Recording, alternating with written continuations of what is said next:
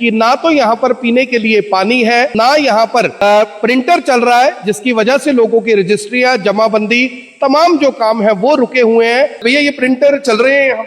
नहीं सर, ये खराब हो जाते हैं। तहसील लगभग 2.5 करोड़ रुपए का रेवेन्यू हर महीने जनरेट करती है, यानी कि 2.5 करोड़ रुपए का राजस्व प्राप्त होता है। उसी तहसील के अंदर लोगों के काम नहीं हो रहे। सुनने में ये आया है कि काफी दिन से लोग फर्द के लिए, रजिस्ट्री के लिए, इंतकाल के लिए चक्कर काट रहे हैं, जमाबंदी के लिए चक्कर काट रहे हैं, लेकिन प्रिंटर काम नहीं कर रहा। इतनी नई तहसील सरकार ने बना के दी है। अप्रैल से हमें काफी दिक्कत दे रहा था, उसको बार बार हमने रिपेयर करवाया और अब लगभग 1 मई से वो रिपेयर होने लायक नहीं रहा है। पता ये लगा है कि ये गाड़ी चलती नहीं है। चलती इसलिए नहीं है क्योंकि सरकार ने लगभग 10 लाख रुपए की बोलेरो गाड़ी तो यहाँ पर भेज दी, लेकिन इसका ड्राइवर नहीं भेजा। गाड़ी पिछले अगस्त में आई थी, इसके लिए ड्राइवर नहीं है और ड्राइवर्स को भी हायर करने की का प्रोसेस जो है वो चल रहा है 1 साल नहीं, 1 साल से प्रोसेस चलता रहता है ऊपर, तो इसके बारे में तो मैं क्या कमेंट कर सकता हूँ। ये यहाँ के हालात है। यहाँ पर लोग आते हैं अपना काम करवाने के लिए,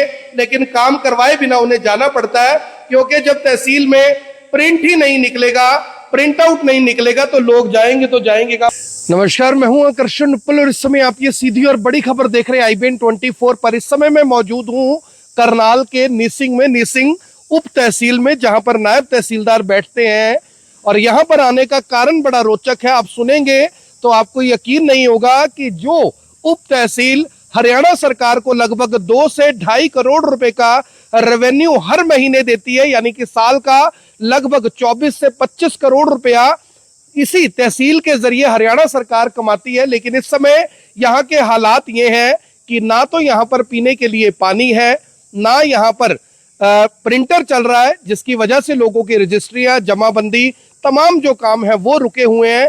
प्रिंटर का हालात ऐसे हैं कि 5 लाख प्रिंट आउट निकालने की उसकी कैपेसिटी थी, 15 लाख प्रिंट आउट निकल चुके हैं। DC साहब को चिट्ठी लिखी गई है, लेकिन अभी तक कुछ भी नहीं हुआ। और इससे भी ज्यादा मजेदार बात यह है कि यह गाड़ी लगभग 1 साल पहले इसी तहसील के तहसीलदार को मिली थी, जो नायब तहसीलदार यहाँ पर बैठते हैं। लेकिन पता यह लगा है कि यह गाड़ी चलती नहीं है। चलती इसलिए नहीं है क्योंकि सरकार ने लगभग 10 लाख रुपए की बोलेरो गाड़ी तो यहाँ पर भेज दी, लेकिन इसका ड्राइवर नहीं भेजा, क्योंकि ड्राइवर यहाँ पे अपॉइंट ही नहीं किया गया। आप सोचकर देखिए कि सरकार कहते हैं कि सड़क कर जो चले वही सरकार होती है। और इस गाड़ी को आप देखिए, करीब 8 से 10 लाख रुपए की इस कार को सरकार ने खरीदा। खरीदने में सबका जोर था, लेकिन ये चल पाए इस पर किसी ने जोर नहीं लगाया। यहाँ पर ड्राइवर भेज दिया जाए, इस पर किसी ने जोर नहीं लगाया।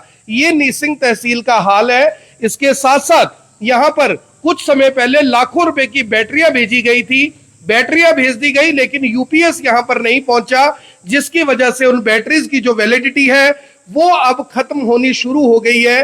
ये यहाँ के हालात है। यहाँ पर लोग आते हैं अपना काम करवाने के लिए, लेकिन काम करवाए बिना उन्हें जाना पड़ता है, क्योंकि जब तहसील में प्रिंट ही नहीं निकलेगा, प्रिंट आउट नहीं निकलेगा, तो लोग जाएंगे तो जाएंगे का। भैया आप भी कोई काम करवाने आए यहाँ? हाँ जी। क्या काम करवाने हैं? उन्होंने प्लाट की करवाने आए हैं, जो कि मतलब कॉपी बनती है प्लाट की, वो करवाना। प्रिंटर वगैरह निकल रहे हैं यहाँ से? हम तो अभी आए हैं। अच्छा, आप अभी आए हो? हाँ जी। क्या नाम है आपका? संजीव कुमार। संजीव कुमार हैं। तो आप देखिए कि लोग यहाँ पर अपने काम करवाने आ रहे हैं। अभी अंदर चलकर आपको दिखाएंगे कि लोगों के काम हो रहे हैं यहाँ पे कि नहीं। भैया आप भी कुछ काम करवाने आए हो यहाँ? क्या नाम है आपका? मोहनलाल है। ये कहाँ से निकलवाया आपने? ये जी यहाँ से निकल कर ले गया था, प्लाट मिला था माना इंदिरा कॉलोनी के उससे। आज लगना तो हमारे को इनको कॉपी मिली ना, हमारे को शांति मिली आज तक कुछ नहीं मिला ना जी। तो प्रिंट आउट वगैरह निकल रहे हैं यहाँ से? हाँ, प्रिंट यार नंबर तो ये कॉपी नहीं दे रहा कोई, कॉपी नहीं निकल रही, इसी वजह से भी प्रिंट आउट नहीं चल रहा। हाँ जी, कई बार तक खा लिया। क्या नाम है आपका? मोहनलाल है जी। मोहनलाल है। बता रहे हैं कि प्रिंट आउट यहाँ पर नहीं निकल रहे और यहीं पर ये दिक्कत आ रही है। आपको बता दूं कि तहसील के हालात इसलिए ज्यादा खराब है क्योंकि तहसील को शायद पैसा नहीं मिल रहा। अभी तहसीलदार साहब से भी बात करेंगे कि आखिर दिक्कत कहां पर आ रही है। आप देख सकते हैं कि यहाँ पर बड़े बड़े बोर्ड लगाए गए हैं कि कौन सा काम कितने दिन में होगा। कोई काम 7 दिन में होना है, कोई सेम डे होना है, भूमि पंजीकरण यानी कि रजिस्ट्री, और अगर आपने कोई इंतकाल निकलवाना है तो 15 दिन लगेंगे। लेकिन यहाँ पर लोग महीनों से धक्के खा रहे हैं क्योंकि यहाँ पर जो प्रिंटर आप देख रहे हैं, ये देखिए प्रिंटर यहाँ पर पड़े हुए हैं, लेकिन ये प्रिंटर काम नहीं कर रहे। कई साल पहले खरीदे गए थे, लोगों के काम यहाँ पर नहीं हो पा रहे। ये भी एक प्रिंटर है और एक दूसरा प्रिंटर यहाँ पर है, ये भी इस समय काम नहीं कर रहा है। भैया ये प्रिंटर चल रहे हैं यहाँ पे? नहीं सर, ये खराब हो जाते हैं ये। खराब हो जाते हैं? हाँ, अभी हमने ठीक करवाए थे कुछ दिन पहले, ये फिर खराब हो गए सर। तो आपको चिट्ठी विट्ठी कुछ अधिकारी हमने लिखी हुई है सर, हमने। तो नहीं हुआ अभी तक? अभी तक नहीं हुआ। आप भी यही काम करते हैं? क्या नाम है आपका? राकेश। तो ये प्रिंटर क्यों नहीं काम कर रही है? ये एक्सपायर हो गया जी, इनकी कैपेसिटी 5 लाख लगभग पेपर की है। 5 लाख लगभग- प्रिंट आउट की? हाँ, लगभग 15 लाख तक निकल चुके हैं। 15 लाख प्रिंट आउट लगभग निकल चुके अब काम नहीं हो रहे लोगों के? नहीं। तो क्या कहते हैं लोग आते हैं तो? हैं।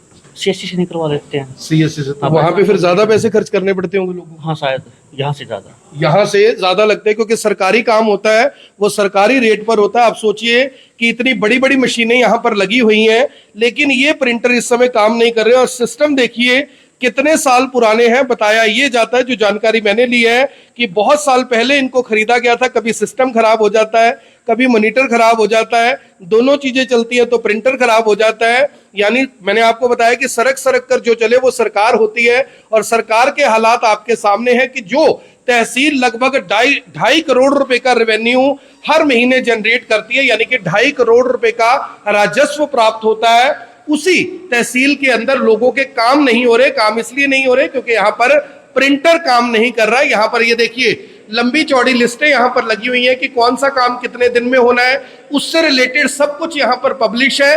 लेकिन यहाँ पर लोगों के काम इसलिए नहीं हो रहे क्योंकि प्रिंटर नहीं है। यानी काम एम्प्लॉयज आ रहे हैं, उनकी सैलरी सरकार दे रही है, लेकिन उस सैलरी को देने के बावजूद जो पब्लिक है जब वो यहाँ काम करवाने आती है, वो काम यहाँ पर इसलिए नहीं हो रहे क्योंकि प्रिंटर काम नहीं कर रहा।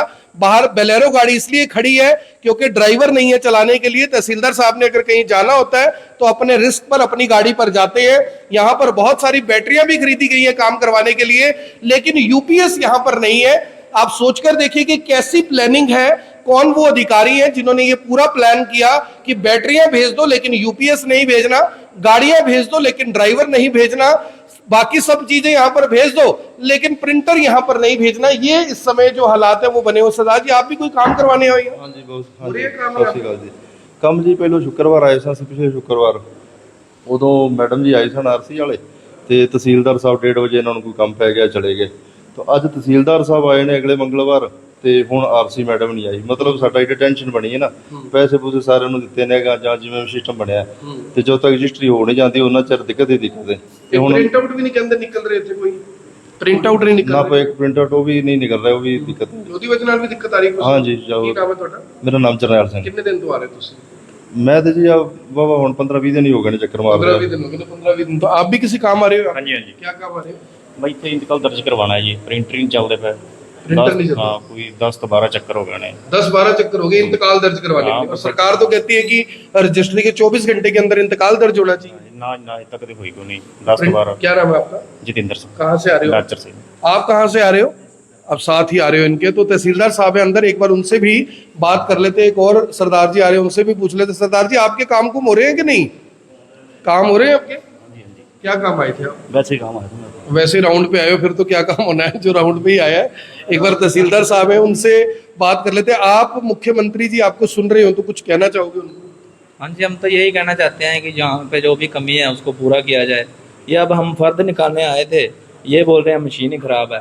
आपका भी काम नहीं हो रहा? कोई काम नहीं क्या हो नाम है रहा। आपका? जसविंदर सिंह जी। ਜਸਵਿੰਦਰ ਜੀ। ਸਰਦਾਰ ਜੀ, ਤੁਸੀਂ ਪੜ੍ਹੇ ਲਿਖੇ ਹੈਗੇ ਹੋ, ਸਿਆਣੇ ਹੈਗੇ ਹੋ, ਸਮਝਦਾਰ ਹੋ। ਇੱਥੇ ਗੱਡੀ ਖੜੀ ਹੈ ਬਾਹਰ, 1 ਸਾਲ ਪਹਿਲਾਂ ਨਵੀਂ ਗੱਡੀ ਮਿਲੀ ਸੀ ਤਹਿਸੀਲਦਾਰ ਵਾਸਤੇ, ਲੇਕਿਨ ਉਹਦਾ ਡਰਾਈਵਰ ਹੀ ਨਹੀਂ ਹੈਗਾ, ਉਹ ਗੱਡੀ ਚੱਲਦੀ ਨਹੀਂ ਹੈਗੀ। ਪਲੈਨਿੰਗ ਇਸ ਤਰ੍ਹਾਂ ਦੀ ਹੁੰਦੀ ਹੈ? ਨਹੀਂ ਜੀ, ਇਹ ਤਾਂ ਕੋਈ ਪਲੈਨਿੰਗ ਨਹੀਂ ਹੁੰਦੀ ਜੀ। ਇਹ ਤਾਂ ਪਹਿਲੋਂ ਡਰਾਈਵਰ ਹੋਏਗਾ ਤਾਂ ਹੀ ਗੱਡੀ ਚੱਲੇਗੀ, ਨਹੀਂ ਤੇ ਗੱਡੀ ਮੈਂ ਵੇਖਿਆ ਸੀ ਤਹਿਸੀਲਦਾਰ ਸਾਹਿਬ ਆਪਣੀ ਪਰਸਨਲ ਗੱਡੀ ਤੇ ਜਾਂਦੇ ਨੇ ਤੇ ਗੱਡੀ ਖਲੋਤੀ ਹੈ ਇੱਥੇ ਹੀ ਬਸ। ਸਰਕਾਰੀ ਗੱਡੀ ਇੱਥੇ ਹਾਂ, ਖੜੀ ਹੈ। ਸਰਕਾਰੀ ਗੱਡੀ ਉਹ ਆਪ ਹੈ। ਕਿਸੇ ਹੋਰ ਦੀ ਗੱਡੀ ਤੇ ਹਾਂ, ਜਾ ਰਹੇ ਹੋ। ਬਿਲਕੁਲ ਜੀ, ਹਾਂ ਜੀ। ਇਸ ਤਰ੍ਹਾਂ ਹੋਣਾ ਚਾਹੀਦਾ है। ਨਹੀਂ ਜੀ, ਇਸ ਤਰ੍ਹਾਂ ਨਹੀਂ ਹੋਣਾ ਚਾਹੀਦਾ। ਜੋ ਸਰਕਾਰੀ ਚੀਜ਼ਾਂ ਨੇ ਉਹ ਤਾਂ ਬਿਲਕੁਲ ਇੱਕ ਨੰਬਰ ਹੋਣੀ ਚਾਹੀਦੀਆਂ ਨੇ। सरकारी जो चीजें हैं वो दुरुस्त होनी चाहिए कम से कम। ਮੈਂ ਵੀ ਆਰਮੀ ਤੋਂ ਰਿਟਾਇਰਮੈਂਟ ਆ, अच्छा, ਤੇ ਰਿਟਾਇਰਮੈਂਟ ਹੋ ਗਿਆ ਤੇ ਜਿਵੇਂ ਦਾ आर्मी में जितनी प्लानिंग से काम होते हैं वहां देख रहे हो आप यहाँ? ਇਹ ਤੋਂ ਅੱਧੀ ਪਲਾਨਿੰਗ ਨਾਲ ਵੀ ਨਹੀਂ ਕੰਮ ਹੁੰਦੇ ਜੀ ਇੱਥੇ। आधी से भी नहीं हो रही। ये बड़ी बात है कि आधी प्लानिंग से भी काम नहीं हो रहे। तहसीलदार साहब हैं अंदर, उनसे एक बार बात कर लेते हैं। सर नमस्कार जी, कैसे हैं सर आप? सर, लोगों को बहुत दिक्कत आ रही है यहाँ पर। सुनने में ये आया है कि काफ़ी दिन से लोग फ़र्द के लिए, रजिस्ट्री के लिए, इंतकाल के लिए चक्कर काट रहे हैं, जमाबंदी के लिए चक्कर काट रहे हैं, लेकिन प्रिंटर काम नहीं कर रहा। इतनी नई तहसील सरकार ने बना के दी है, इतना यहाँ पे मैं देख रहा हूँ कि सिस्टम बहुत सारा है लेकिन चल कुछ भी नहीं रहा है। क्या दिक्कत आ रही है? हाँ, हमारा जो जमाबंदी प्रिंटर है वो लगभग अप्रैल से हमें काफ़ी दिक्कत दे रहा था, उसको बार बार हमने रिपेयर करवाया और अब लगभग 1 मई से वो रिपेयर होने लायक नहीं रहा है। तो इस बारे में हमने लिख दिया हुआ है और ऊपर इसको रिक्विजिशन का प्रोसेस चल रहा है। तो इससे रेवेन्यू पे भी फर्क पड़ता है सर? हाँ, अगर कोई काम नहीं होगा, कोई डॉक्यूमेंट्स नहीं निकलेंगे, रेवेन्यू पे फ़र्क तो उसका आता ही है। एक सर मैं बाहर गाड़ी देख रहा हूँ, सरकार ने आपके लिए बड़ी शानदार चमचमाती हुई नई गाड़ी भेजी हुई है। गाड़ी की हालत बहुत ख़राब है, 1 ही साल हुआ है अभी। लोग बता रहे हैं कि उसके ड्राइवर नहीं है, गाड़ी चलती नहीं है, आप खुद लोगों के साथ बैठ कर जाते हो? नहीं, ऐसा नहीं है। हम मतलब जैसे गाड़ी पिछले अगस्त में आई थी, इसके लिए ड्राइवर नहीं है और ड्राइवर नहीं मिला आपको? ड्राइवर नहीं मिला, लेकिन क्योंकि ड्राइवर्स की वैसे ही कमी है तो इसको रिक्विजिशन ड्राइवर्स को भी हायर करने की का प्रोसेस जो है वो चल रहा है 1 साल हायर से। लेवल पे। नहीं, 1 साल से प्रोसेस चलता रहता है ऊपर, तो इसके बारे में तो मैं क्या कमेंट कर सकता हूँ जी कि ऊपर कहाँ पर क्या कमी आ रही है, परंतु ये आश्वासन दिया गया है कि जल्द से जल्द ड्राइवर मिल जाए। एक मैं जब बाहर खड़ा था तो मुझे ये भी बताया गया कि कुछ समय पहले सरकार ने अपग्रेड करने के लिए तहसील को बैटरीज यहाँ भिजवाई थी, बैटरीज आ गई, यूपीएस नहीं आए और सिस्टम बहुत पुराने हैं। लोग कहते हैं कि 11 बजे बटन दबाते तो 1 बजे उसका रिजल्ट आता है सामने, क्योंकि सिस्टम इतने साल पुराने हैं कि वर्क ही नहीं करते ढंग से।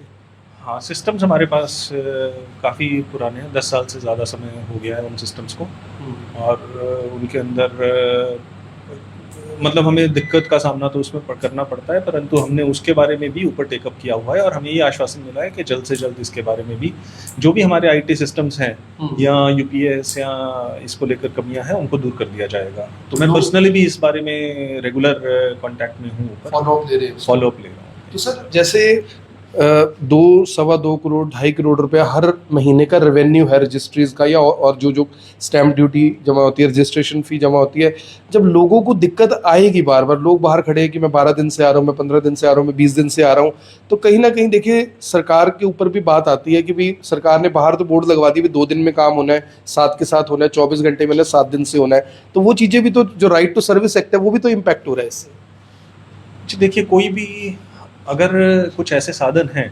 जिनका कोई भी सर्विस देने में इस्तेमाल होना है, अगर उनमें किसी प्रकार की कोई खराबी आती है तो ये टेक्निकल कारणों की वजह से हाँ अवश्य कई बार देरी का सामना करना पड़ता है। तो राइट टू सर्विस एक्ट पूरा नहीं हो पा रहा है इस टाइम? नहीं, राइट टू सर्विस एक्ट को अगर हम देखें तो उसके हिसाब से तो हम इनफैक्ट काफ़ी एफिशिएंटली काम कर रहे हैं। जी, क्या नाम है सर आपका? मेरा सतविंदर कुमार, एज नायब तहसीलदार। धन्यवाद सर। तो हम कोशिश करेंगे कि ये सरकार तक खबर पहुंचे और जल्द से जल्द आपका भी काम हो। आपका बहुत बहुत धन्यवाद और शुक्रिया कि आपने सब कुछ बताया। तो आप देखिए कि लोग यहाँ पर लाइनों में बैठे अपने काम करवाने के लिए, लेकिन करें क्या, ना प्रिंटर ढंग से काम कर रहा है, ना कंप्यूटर ढंग से काम कर रहा है।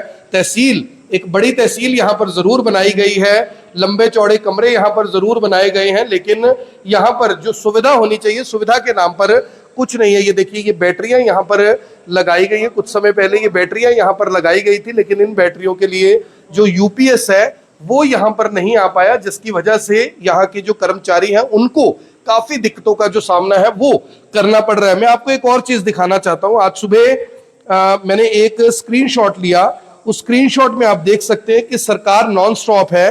मुख्यमंत्री जी पंजाबी फिल्मों के जो एक्टर हैं आप देख सकते हैं यहाँ पर, उनको लगभग 9.5 करोड़ रुपए की प्रोत्साहन राशि दी गई है।